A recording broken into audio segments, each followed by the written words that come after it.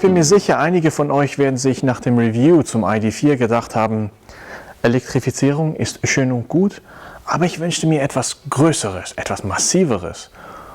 Und ich möchte auch das Doppelte des ID.4 darauf investieren. Nun ja, Glück gehabt, denn heute haben wir einen Touareg hier. Und nicht irgendeinen Touareg, sondern den R. Das ist nämlich der bis heute stärkste Wüstenbewohner. Das ist ziemlich interessant, wenn man sich die Entwicklung des Touareg ansieht. Die erste Generation gab es mit einem 6 Liter W12 mit 450 PS und 600 Newtonmeter Drehmoment. Oder wenn man den Tankwagen, den man unweigerlich hinter sich herziehen würde, lieber mit Diesel befüllt, dann gab es auch den R50 mit 5 Liter V10, 351 PS und massigen 800 Newtonmeter Drehmoment. Bis die zweite Generation unterwegs war, hatte VW schon längstens allen Sinn für Humor verloren. Mehr als 8 Zylinder und 4,2 Liter Hubraum sollte es nicht mehr geben. Da gab es bereits auch schon den ersten Hybrid, den 3 Liter V6 Benziner, der damals schon die leistungsstärkste Variante war. Und damit kommen wir zur dritten Generation. Wieder mussten einige Zylinder die Motorräume verlassen. Damit sind es überall höchstens noch V6er. Einige Märkte bekommen offenbar einen V8 Diesel, aber definitiv nicht die Schweiz. Trotzdem, die Elektrifizierung ist vorangeschritten in der Zwischenzeit und auch wenn dieser Touareg nur die Hälfte der Zylinder des originalen W12 hat, ist er dennoch der leistungsstärkste Touareg aller Zeiten. Das Resultat der ganzen Technologisierung ist ein prächtiger 2,5 Tonnen Panzer mit einem gleichermaßen prächtigen Preis von 122.000 Schweizer Franken. Andererseits ist der Touareg das günstigste Modell auf der MLB Evo Plattform, auf der auch Q7, Q8, Cayenne, Bentayga und Urus sitzen. Da gibt es nur ein kleines Problem, denn ich bin ein einfach gestrickter Mann. Ich schaue mir die Reifen eines Autos an und das sagt mir dann, wie ich das Auto testen soll. Wenn es also auf Ökoreifen dahergerollt kommt oder auf normalen Performance-Reifen, dann geht mein Hirn in einen Zustand über, in dem ich zwar fahren kann, obwohl ich gar nicht fahren will. Ich dachte, beim Touareg wäre es dasselbe, aber ich habe mich geirrt. Denn dieser Riesen-SUV kommt auf riesigen 22 Zoll Continental Sport Contact 6er dahergerollt. Das ist ernstes Gerät. Das heißt, wenn ich den Touareg sehe, was mein Gehirn eigentlich erkennt, ist das. Natürlich, sogar ich sehe ein, dass das kein Civic Type A ist. Denn ich habe noch nie eine Leiter gebraucht, um in den Civic Type A einzusteigen. Und auch das Handling ist nicht mal annähernd so gut wie beim Hatchback von Honda. Aber trotzdem, im Sportmodus erhält er sich doch ganz gut. Aber heute möchte ich gar nicht über Handling reden. Ich möchte heute über das Interieur reden.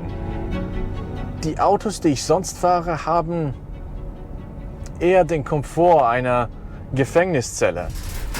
Aber hier ist ziemlich schön. Das alles ist in schönem Leder eingekleidet.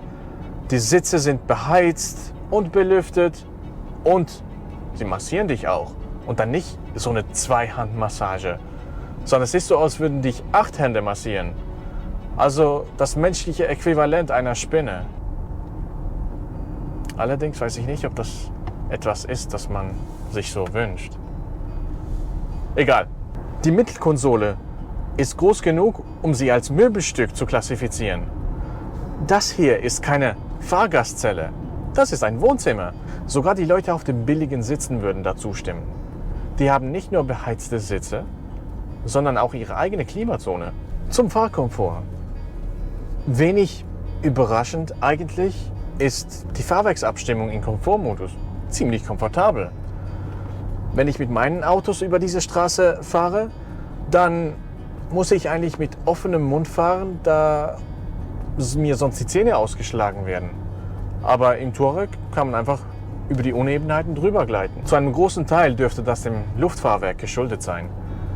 Das ist aber ein aufpreispflichtiges Extra und mit 2000 Franken auch nicht gerade günstig. Aber das ist vermutlich eine Investition, die ihr tätigen wollt. Weil das ist ein SUV. Viele Leute kaufen sich diese Dinger ja, damit sie auf die anderen runterschauen können. Das ist in letzter Zeit auch etwas schwieriger geworden, denn jeder hat nun einen Crossover oder ein SUV. Also das Luftfahrwerk nach oben pumpen und wie einst auf die Leute runterblicken. Oder man könnte es für ein bisschen Offroading benutzen. Mit diesen Rädern. Ein anderer Punkt, der für mich etwas ungewöhnlich ist das Getriebe von der MQB-Plattform, also vom Golf oder dem Touran, bin ich das DSG gewöhnt. Hier aber ist ein ZF-Automatikgetriebe am Werk. Und zwar handelt es sich um den 8-Gänger, der mittlerweile überall zu finden ist. Und in alltäglichen Situationen macht es auch einen super Job. Nun ja, man könnte im Sportmodus rumfigurieren und versuchen, das Getriebe außer Fassung zu bringen. Aber mal ganz ehrlich, würde man das wirklich machen wollen in einem Touareg? Auch wenn er sich gut schlägt, aber nun ja, er lädt auch eher ein, um ihn relaxed zu fahren, würde ich sagen. Man könnte dann auch selber schalten, aber das ist jetzt nicht sonderlich befriedigend. Ich meine, es ist ein Automatikgetriebe, die Schaltpaddel sind aus Plastik und ziemlich klein und dann auch die Natur des Fahrzeugs. Vermutlich eher nicht. Aber man könnte das Getriebe auch komplett ignorieren. Denn standardmäßig startet das Auto im Elektromodus und laut VW sollten ca. 45 Kilometer damit zu fahren sein. Das ist nicht schlecht. Ich denke, die meisten Leute könnten ihren Alltag mit 45 Kilometer Elektroantrieb bewältigen. Das macht natürlich einen Unterschied, denn so könnte man den Durchschnittsverbrauch wirklich senken, effektiv. Natürlich, und das war vermutlich die einzige Möglichkeit, einen Performance-Touareg auf den Markt zu bringen. Denn natürlich war ich traurig über den Abgang des W12 und des V10, aber andererseits sind das auch schwierig zu verkaufende Fahrzeuge.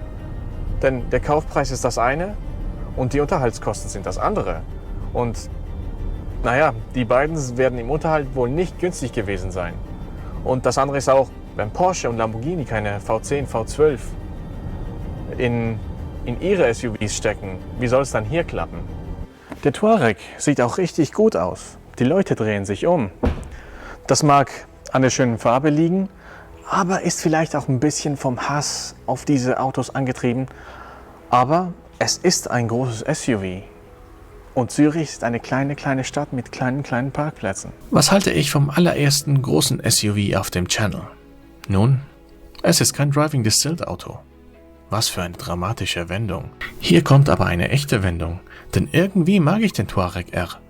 Er sieht cool aus und auch die Tatsache, dass er 50 Kilometer rein elektrisch schafft, passt zu dem Wagen. Das schöne Interieur und die bequemen Sitze machen den Touareg zum intergalaktischen Raumschiff. Das ist super, aber das kann auch ein ganz normaler Touareg.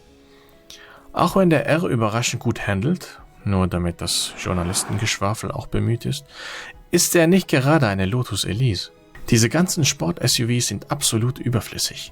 Wenn ihr einen Touareg wollt, dann spart euch einen Batzen Geld und holt euch eins der zivilen Modelle.